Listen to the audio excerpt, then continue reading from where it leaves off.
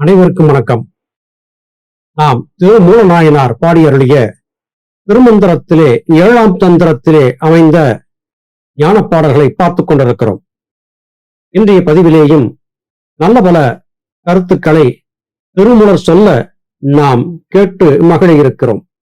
மேதாதியாலே விடாது ஓம் என தூண்டி ஆதார சோதனை அத்துவ சோதனை தாது ஆதாரமாகவே தான் எழ சாதித்தால் ஆதாரம் செய் போகம் ஆவது காயமே. நம்முடைய இந்த தேகத்தை யோகத்திற்காகவா போகத்திற்காகவா எதற்காக எடுத்திருக்கிறோம் என்பது புரியாமல் நாம் தவித்து வருகிறோம். போகத்தால் எடுக்கப்பட்ட தேகம் அன்னை தந்தையின் விருப்பத்தின் பேரிலே ஏற்பட்ட கலவையின் காரணமாக நமக்கு இந்த உடல் வாய்த்திருக்கிறது. ஆனால் இந்த உடலை பராபரம் நமக்கு கொடுத்ததற்கு காரணம் யோகம் பயின்று தன்னை வந்து சேரும்படியாக மனிதர்களை தூண்டுவதற்காகவே. ஆதார சோதனையை செய்து பார்க்க வேண்டும் என்று குறிப்பிடுகிறார். அதுவும் எப்படி? அத்வைத முறைப்படி சோதனை செய்ய வேண்டும். நான் வேறு, என்னுடைய ஆன்மா வேறு என்று கருதினால் அதிலே எந்த விதமான பயனும் இல்லை. ஆன்மா என்பதுதான் நான் என்பதை புரிந்திருக்க வேண்டும். இதை புரிவதற்கு என்ன வேண்டும்? மேதாதியாலே ஓம் என தூண்ட வேண்டும். மேதை என்று எதை சொல்லுகிறார்? கந்தரகலை சூரியகலை ஆகிய இந்த 2 கலைகளையும் தான் மேதா நாடிகள் என்று குறிப்பிடுகிறார். கந்தரகலை சூரியகலையை ஒன்றாக இணைத்து உருவ மத்தியத்திலே இடைவிடாது செலுத்தி நாம் செய்யக்கூடிய யோக பயிற்சியின் மூலமாக நமக்கு ஞானம் சித்திக்கும் என்பதே கருத்து. தாது ஆதாரமாக தான் எழ சாதித்தால் யோகம் சித்திக்கும் என்று குறிப்பிடுகிறார். தாது என்பது எது? அதுவும் ஜீவசக்தியாகி வாயுவைத்தான் குறிக்கும். ஞானபிதா சுவாமி சிவானந்த பரமஹம்சர் அவர்கள் அருளி செய்த சித்தவேதம் என்கிற ஒற்றை நூல் கிடைக்காது போயிருந்தால் இங்கே திருமூலர் பயன்படுத்தக்கூடிய வார்த்தைகளுக்கான பொருள் விளக்கம் நமக்கு தெரியாமலே போயிருக்கும். எப்படி பார்த்தாலும் ஞானபிதாவால் அருளி செய்யப்பட்ட சித்தவேதம்தான் அனைத்து நூல்களுக்கும் ஆதார சுருதியாக இருக்கிறது என்பது மறுக்க இயலாத உண்மை. 6 அந்தமும் குடியாகும் உடம்பினில் கூறிய ஆதாரம் மற்றும் குறிக்கொள்மின் ஆரிய அக்கரம் 50 மேலாக ஊரிய ஆதாரத்து ஓர் எழுத்தாமே. பொதுவாக அன்றைய நாளிலே தமிழிலேயும் 51 எழுத்துக்கள் இருந்தன என்று அகத்தியர் உட்பட பலர் குறிப்பிடுகிறார்கள். இங்கே வடமொழியும் தமிழும் என்கிற குழப்பம் நீடித்து இருந்து வருகிறது. வடமொழி என்பது சமஸ்கிருத பாடை என்று சொல்லப்படுகிறது. சமஸ்கிருத பாடையிலிருந்து பெறப்பட்ட பல எழுத்து வடிவங்கள் தமிழிலே கலந்துவிட்டன என்று சொல்லுவதும் உண்டு.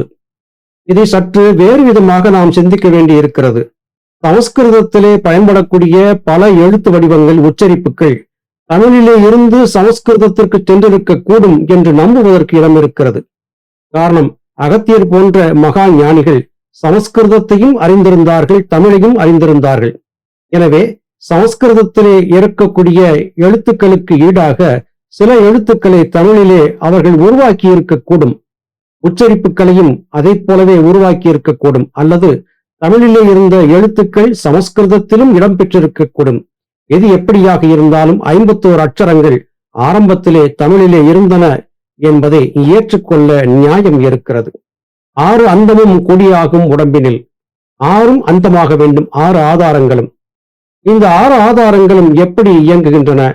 ஜீவனிலே இருந்து வெளிப்பட்டு வந்த ஜீவசக்தியாகிய வாயு மனம் புத்தி சித்தம் அகங்காரம் என்று சலித்த போது புறத்திலே, அதாவது கீழ் 6 ஆதாரங்கள் இயங்க ஆரம்பித்தன.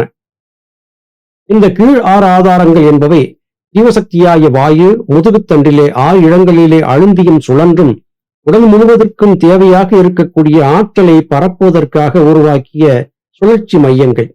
இவைகள் ஆதாரங்கள் அல்ல. நம் தலைக்குள்ளே இருக்கக்கூடிய ஜீவனை பிரிந்து வெளியே வந்திருந்த ஜீவசக்தியாகிய வாயு திரும்பவும் ஜீவனை சென்று அடையும் போது அதற்கு ஏற்படக்கூடிய 6 வகையான நிலைகள்தான் 6 ஆதாரங்கள் என்று ஞானபிதா தெளிவாக சித்தவேதத்திலே குறித்திருக்கிறார்கள். சித்தவேதத்தின் துணை கொண்டே நாம் இவற்றை அணுகுகிறோம் என்கிற காரணத்தால் விளக்கம் எளிதாக விளங்குகிறது. ஆரிய அக்கரம் 50 மேலாக ஊரிய ஆதாரத்து ஓர் எழுத்து என்று குறிப்பிடுகிறார். அனைத்து எழுத்துக்களும் தொடங்குவதற்கு தொடக்கமாக இருந்தது எது? அது அகாரம் என்கிற ஓர் எழுத்து, கந்தரகலையை குறிக்கக்கூடிய எழுத்து. இந்த அ என்கிற எழுத்துத்தான் ஜீவசக்தியாகிய வாயுவின் ஆற்றலை சொல்கிறது. சூரியகலை சந்திரகலை ஆகிய இந்த இரண்டும் இல்லாமல் யாதொரு ஜீவனும் இயங்க இயலாது. எனவே இது முதன்மைப்படுத்தி சொல்லப்பட்டிருக்கிறது. 6 ஆதாரங்களும் ஒடுக்கமாக வேண்டும். ஒன்றிலே ஒன்று ஒடுங்கி ஒடுங்கி ஒடுங்கி ஜீவனிலே சென்று லயமாக வேண்டும். இதுதான் யோக சாதனம் பயிலக்கூடியவர்களுக்கான விதிமுறை என்று திருமூலர் பெருமானால் குறிப்பிடப்படுகிறது. ஆகும் உடம்பும் அழிகின்ற அவ்வுடல் போகும் உடம்பும் பொருந்திய ஆறுதான் ஆகிய அக்கரம் 50 தத்துவம் ஆகும் உடம்புக்கும் 6 அந்தம் ஆமே. இந்த 6 உடலிலே சஞ்சரிக்கக்கூடிய கீழ் 6 ஆதாரங்கள் மேல் 6 ஆதாரங்கள் என்கிற இந்த 2 நிலைகளும் இந்த உடல் இயக்கத்திற்கு தேவையாக இருக்கின்றன. மேல் 6 ஆதாரங்களை யோகியை தவிர வேறு யாராலும் அறிய முடியாது. அதிலேயும் மூலாதாரம் சுவாதிஷ்டானம் அணிபூரகம் என்கிற நிலை மட்டும் அறிய முடியும். அநாகதம் விசுத்தி ஆக்ஞை சகஸ்திரதம் என்கிற நிலைகளை அடையும் போது யோகி உடலை நீங்கி இருப்பார் அல்லது உடல் வேறு பரிணாமத்திற்கு மாறியிருக்கும். ஆனால் மனித உடல் வாழ்க்கை நடப்பதற்கு இந்த 6 ஆதாரங்கள் செயல்பட்டாக வேண்டும். எவை கீழ் 6 ஆதாரங்கள் என்று அழைக்கப்படக்கூடியவை.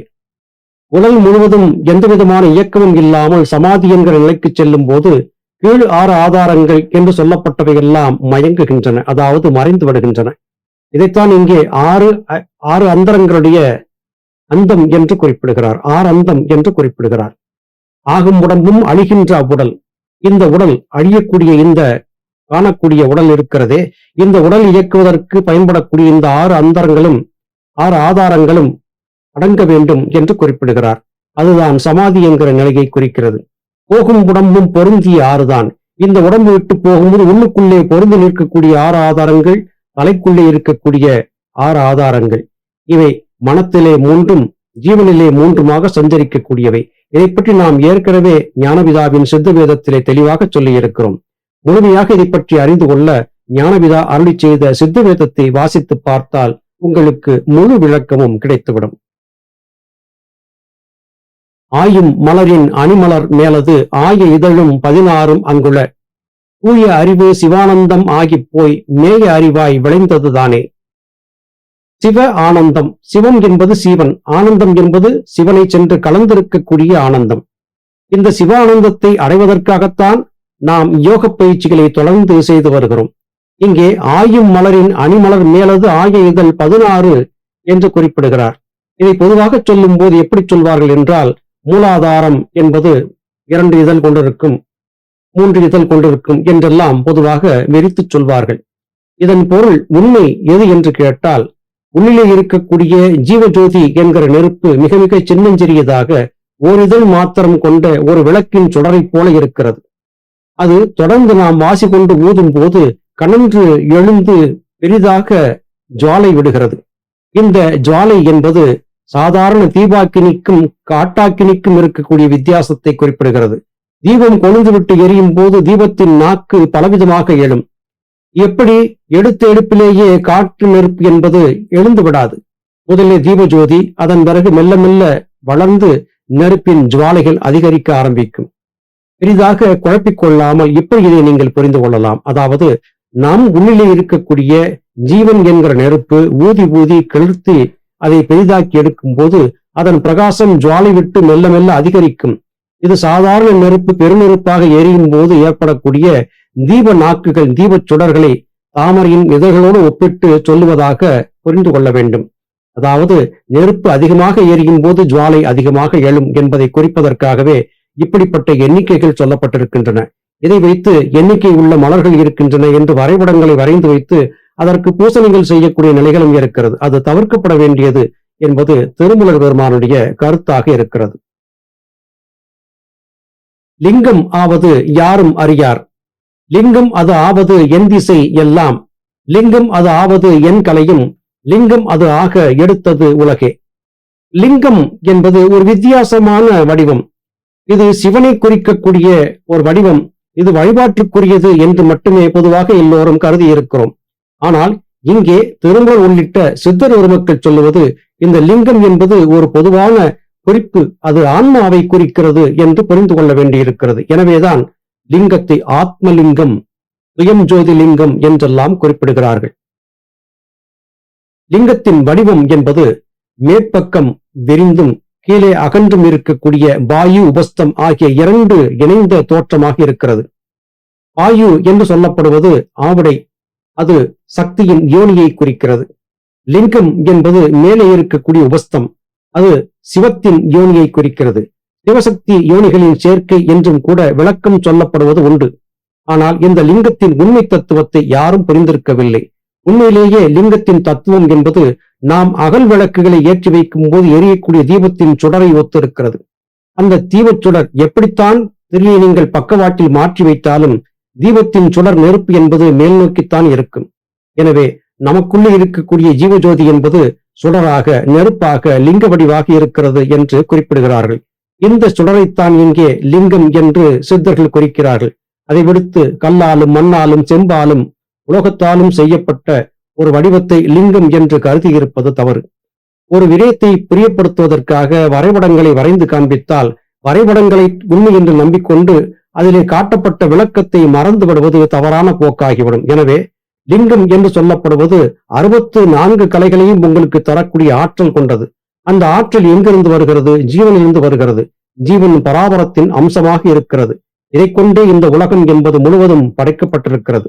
பெரிய உயிரோ எதுவாக இருந்தாலும் அதன் உள்ளே இருந்து அதை இயக்கிக் கொண்டிருப்பது ஜீவஜோதி என்கிற நெருப்புத்தான். அந்த நெருப்பின் வடிவம்தான் லிங்கம். அதுவே ஆத்மலிங்கம் என்று அழைக்கப்படுகிறது. இதைத்தான் இத்திருப்பாடல் வாயிலாக திருமூலநாயனார் நமக்கு சொல்லிக் கொடுக்க முயற்சி செய்கிறார். அருமை சகோதர சகோதரிகளே, லிங்கம் என்பது வேறு ஏதோ அல்ல. அது நமக்குள்ளே இருந்து நம்மை இயக்கிக் கொண்டிருக்கக்கூடிய ஜீவன்தான் என்பதை புரிந்து கொண்டால் யோக வாழ்க்கை இனிமையானதாக மாறிவிடும். நல்லது சகோதர சகோதரிகளே, மீண்டும் அடுத்த பதிவிலே உங்களை சந்திக்கிறேன். அதுவரையிலும் நன்றி, வணக்கம்.